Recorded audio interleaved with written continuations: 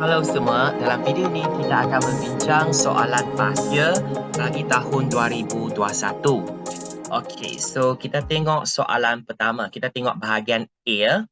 So soalan bahagian A ni sangat senang saja. Contohnya soalan pertama, memudahkan 3G tambah 4F tolak 10G, okey, tolak 3F. Okey, macam ni kita masih ingat tak bila nampak soalan macam ni, di sini dia ada 4 sebutan, 1 2, 3, 4 kan?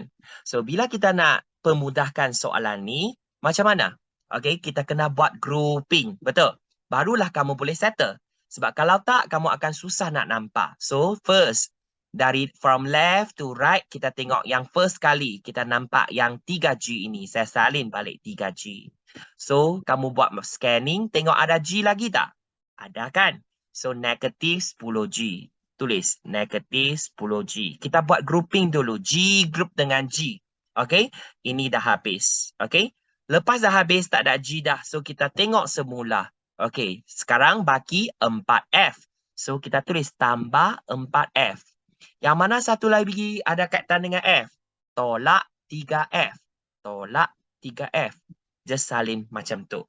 So, kalau kamu salin macam tu, memang senanglah kita nak buat. Sebab mengapa?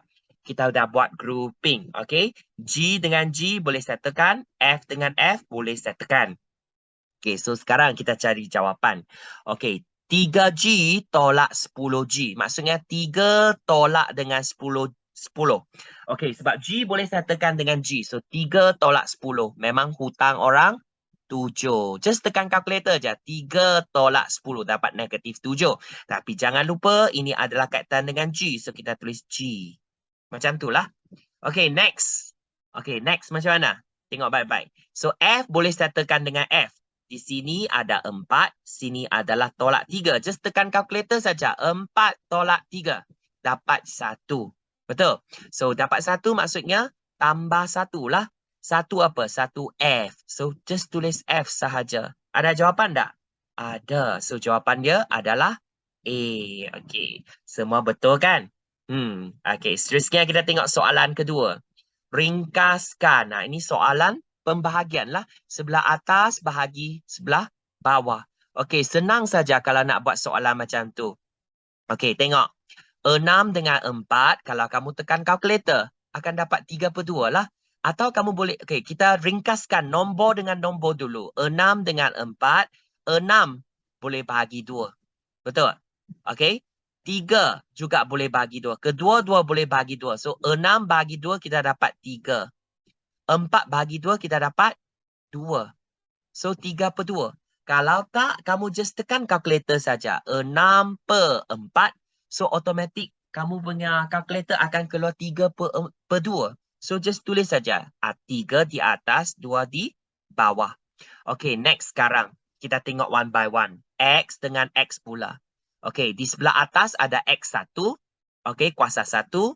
Di sebelah bawah ada X kuasa 2. So, maksudnya dia macam tu. Kalau saya bukakan dia, atas ada 1X saja. Bawah ada X darab dengan X. So, kan memang kita boleh masukkan. So, kita hanya tinggal X di bawah. So, 1 per X kan? Di atas tak perlu tulis dah. Di bawah ada baki 1X. Okey? So, sekarang, Y kuasa 3. X dah settle, kita tengok Y pula. Y di bawah. So, 3 di atas, 1 di bawah. Maksudnya kalau saya tolak atau saya masukkan, di sebelah atas memang ada baki 2 lagi. 3 tolak 1 kita dapat 2. So, kita akan dapat 3Y kuasa 2 per 2X. Ada jawapan tak? Okey, ini 3Y kuasa 2. Oh, ini salah. Tak betul. Ini 2Y kuasa 2. Ini pun salah. 3Y kuasa 2 per 2X. Okey, kita dapat jawapan C. Senang saja kan? Okey, so kita teruskan soalan kembangkan. Inilah apa yang kita belajar dalam kelas. So, kalau kamu tengok pasir paper, memang dia keluar soalan macam tu. Senang saja. So, sekarang, okey, kembangkan. Masih ingat tak? Okey, 2P ada kurungan. Kalau kita nak buka kurungan, 2P ini kena darab masuk ke depan. dan darab masuk ke belakang. So, sekarang kita darab masuk ke depan dulu. Okey, nombor darab dengan nombor dulu. 2 darab 6, 12. P darab, sini tak ada dah. So, kita tulis balik P lah. Okey, tak habis lagi sebab ada kurungan. So, kita kena darab masuk lagi. So, positif. Nampak tak sini sebenarnya ada negatif? Positif, negatif. Tulis dulu negatif. Lepas tu nombor dengan nombor. 2 dengan 4, 8. Okey. P darab dengan P. Masih ingat? P darab dengan P. Dapat P kuasa 2. So, P dengan P kuasa 2 memang benda yang tak sama. Kamu tak boleh tambah, tak boleh tolak. Sebab P kuasa 2 memang dah berbeza. Dia macam upgrade dah. Okey, dua-dua benda ni tak sama. So, kita just remain jawapan ini saja. Ada jawapan tak? Ada. So, jawapan adalah D, donkey. Senang kan? Okey. So, seterusnya kita tengok soalan keempat. Okey, soalan keempat. Diberi bahawa 7x tolak 3, okey, kurungan 7x tolak 3 sama dengan 49x kuasa 2 tolak B tambah 9. Sekarang dia nak kita cari apakah nilai B kamu. Apakah nilai B kamu? Maksudnya yang bahagian inilah. Apakah nilai di sini? Okey, B ini adalah nilai apa? Dia nak B sahaja. So, kalau kamu nak tahu nilai di sini, di sebelah kanan, memang sebab dia sama dengan sebelah kiri kan? Memang kalau kamu nak cari nilai di sebelah kanan, kamu kena settlekan sebelah kiri dulu. Kalau kamu lihat pattern di sebelah kiri, memang kita kena kembangkan. Betul tak? Kita ada dua ungkapan. So, kalau ada dua ungkapan, kita nak settlekan. So, kita just hafal apa yang seaja. Masih ingat? Ini adalah sebutan depan, sebutan belakang, depan, dan belakang. So, bila kita nak buat kembangan, depan ke depan. Masih ingat? So, kamu akan dapat 7 darab 7, 49. X darab X, kita akan dapat X kuasa 2. Lepas depan ke depan, kita kena darab depan ke belakang pula. Okay? So, mesti ingat positif, negatif. Cek dulu positif, negatif. Sebab banyak pelajar akan lupa. Positif, negatif, negatif. Lepas tu baru nombor. 7 darab 3 kita dapat 21. X darab tak ada dah. So, salin balik X ini. Okay? So, depan dah habis. Yang depan sini dah habis. Sekarang kita mula dengan yang belakang pula. Okay? So, negatif 3 ini belakang ke depan. Okay? Lepas tu belakang ke belakang. Okay, so sekarang kita tengok dulu belakang ke depan macam mana. So, negatif, positif. Nampak tak? Belakang ke depan. Negatif, positif. Kita tulis negatif dulu. 3 darab 7 dapat 21.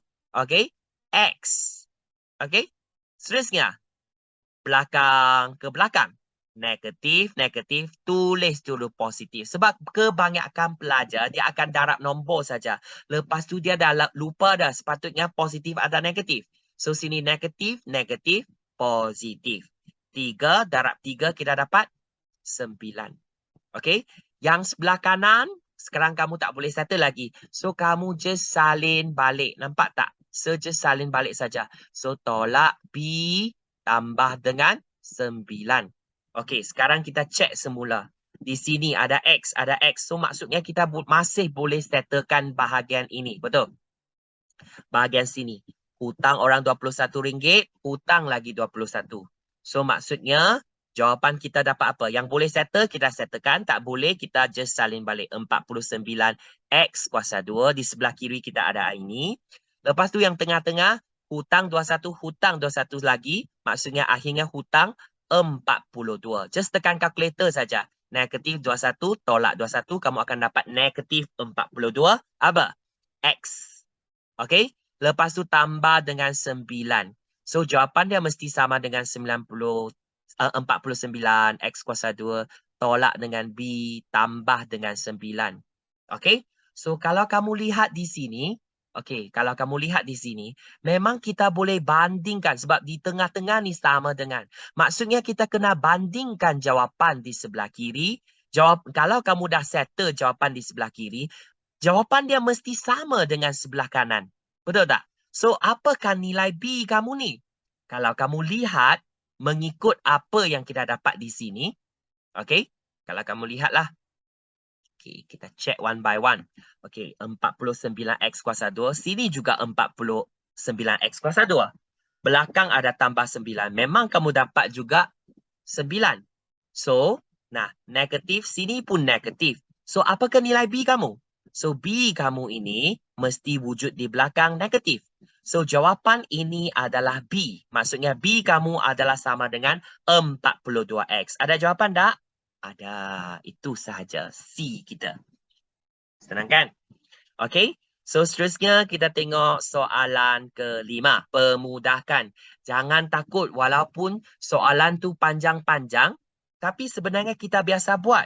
So, bila kita buat, kita ikut step by step. Okay, so from left to right. Nampak saja kamu dah tahu sepatutnya kita kena buka kurungan. So, walaupun dia ada dua kurungan, jangan panik. Janganlah tergesa-gesa nak buat yang belakang dulu atau nak buat depan dulu.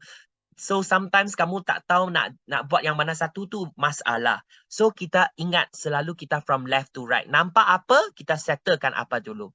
So, 4 darab dengan 3H. Darab masuk. So, 4 darab 3, 12. H. Betul? So, next. 4 darab dengan, jangan lupa ada negatif kat sini. Positif, negatif, negatif. 4 darab 2, 8. Okay? So, next. Dah sampai sini dah kan? Okay? So, negatif 5 sekarang kamu kena darab masuk. Okay, negatif, positif memang dapat negatif. 5 darab H. 5H. Okay? So, next. Negatif, negatif. Okay, sekarang kita darab masuk. Negatif, negatif, positif. 5 darab 3. 15. Okay? So, sekarang kita boleh settlekan. Okey, macam mana settlekan? Kita just buat grouping sahaja. H dengan H, number dengan number. 12H. Okey, sekarang tolak 5H. Okey, H dah tak ada. So, kita kumpulkan nombor pula. Negatif 8 tambah dengan 15. So, sekarang just tekan kalkulator. 12 tolak 5, kita dapat positif 7H. Okey, so next. Number dengan number. Hutang 8. So, kamu tekanlah negatif 8 tambah dengan 15. Kita dapat, positif. Positif berapa? 7. So, maksudnya belakang tu tambah 7. Ada jawapan tak? Ada. So, jawapan tu adalah D, donkey. Okay, tak susah kan? Okay, sekarang kita tengok soalan ke-6. Okey, ungkapkan X per 3 tolak X tambah 2 per 5. Okey, sebagai satu pecahan tunggal dalam bentuk termudah. Okey, ini tak susah. Okey, senang saja sebab ini pecahan. Okey, masih ingat tak? Kalau kita nak buat pecahan, kita nak buat operasi tolak atau tambah, tak boleh just tambah tolak macam tu. Kita kena buat apa? Bagikan dia punya apa? Penyebut mesti sama. Sebab sini 3, sini 5. Dia tak sama. So, macam mana kita nak samakan dia? Okey, 3 kamu kena darab dengan 5. Betul tak? Dan 5 kamu kena darab dengan 3. Barulah kedua-dua akan jadi, penyebut dia akan jadi 15. So, kalau 3 ini darab dengan 5, X ini juga kena darab dengan 5 lah. Okey? Kalau 5 ini darab dengan 3, sebelah atas kena darab dengan 3 juga. So, sekarang kita tulislah macam mana kita nak buat. 5 darab X, kita dapat 5X. Okay? Per 3 darab 5, kita dapat 15. Okay? Tolak dengan apa? Yang ini. 3 darab dengan, ingat sekarang 3 ini dia kena darab the whole thing. So, bila 3 ini darab, kamu kena darab ke semuanya. 3 darab X, kita dapat 3X. Okay? Tambah dengan 3 darab 2, 6. Okey, ingat nah, semua benda ni letak sendiri kurungan sebab di depan ada tolak. Okey, per 5 darab 3, 15. Okey, sekarang kita nak buat pengiraan dah. Macam mana? Sebab penyebut dah sama. Kalau penyebut dah sama, okey, kalau kamu lihat penyebut dah sama, maksudnya kita boleh tambah, kita boleh tolak. Okey, so kita just tulis, okay, sebelah atas kita ada 5X. tolak dengan kebanyakan pelajar kalau dia tak letak kurungan, dia letak macam tu saja 3x tambah 6 mesti akan salah sebab bila dia nak tolak the whole thing. So automatically kamu kena letak kurungan sendiri. Di sebelah bawah memang pengebut dia 15. Okey, sekarang kita nak buka kurungan dah. Okey, 5x. Okey, tolak 3x. Tulislah tolak 3x. Lepas tu negatif, positif kita akan dapat negatif. Tolak dengan positif 6. So dapat negatif 6 lah per 15. Okey, seterusnya kita teruskan. 5x tolak 3x kita dapat 2x. Tolak dengan 6. So akhirnya kita dapat 15. Sepatutnya dah habis. Betul tak? Tapi kita tak dapat jawapan lagi. Kalau kamu lihat dengan betul-betul A, B, C, D ni dia bagi kita jawapan. Kalau dalam soalan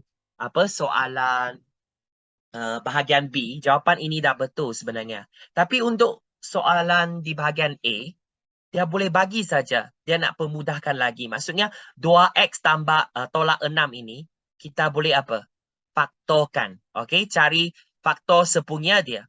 Okey, macam mana? Masih ingat tak? 2x tolak dengan 6 kan? Okey, kita boleh keluarkan 2. Okey? Sebab 2x dengan 6 ini dua-dua boleh bahagi dengan 2. So 2x bahagi 2 kita dapat x. Negatif 6 bahagi 2 kita dapat negatif 3. Jadi sebelah atas sebenarnya kita boleh pecahkan dia atau faktorkan dia. Kita dapat apa? 2 darab dengan x tolak 3.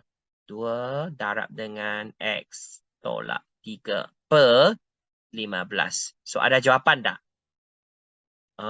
So jawapan adalah D, donkey. Okey, itu je. Senang kan? So kita teruskan soalan ke-7. Faktorkan selengkapnya ungkapan ini. Okey, tak susah juga. Okey, so apa yang kita nak buat adalah, okey, ada kurungan, kita darabkan dulu. Okey, yang ini bahagi ke? Okey, tak jelas soalan dia. Okay, so saya kena check balik soalan dia.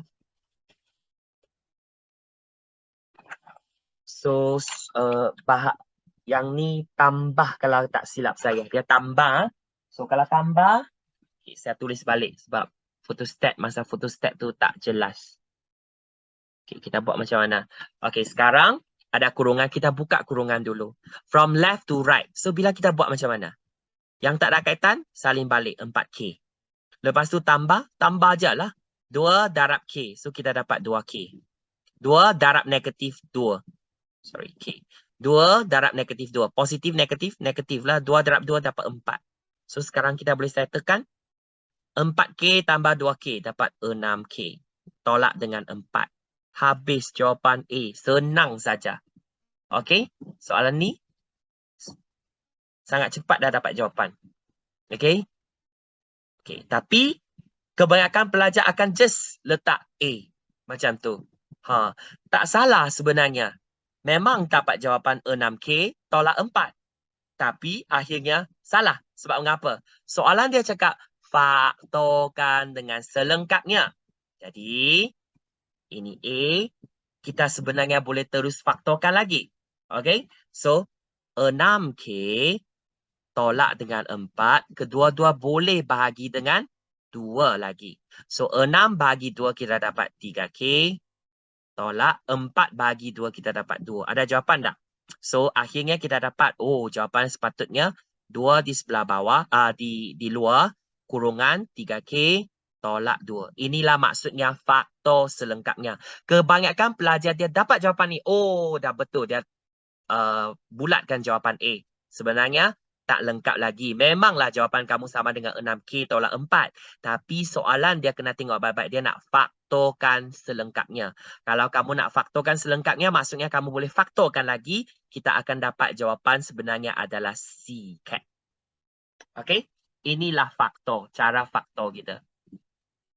Okey? Kita nak keluarkan faktor sepunya 2 di kedua-dua sebutan. Okey? So next kita tengok soalan 8. Faktorkan selengkapnya. Okay, so sama juga caranya kalau dia cakap faktorkan. Okay, so 3 Kalau ada kurungan, kita kena buka kurungan dulu. Kalau tak, kita just settlekan seperti biasa saja. Salin soalan dulu.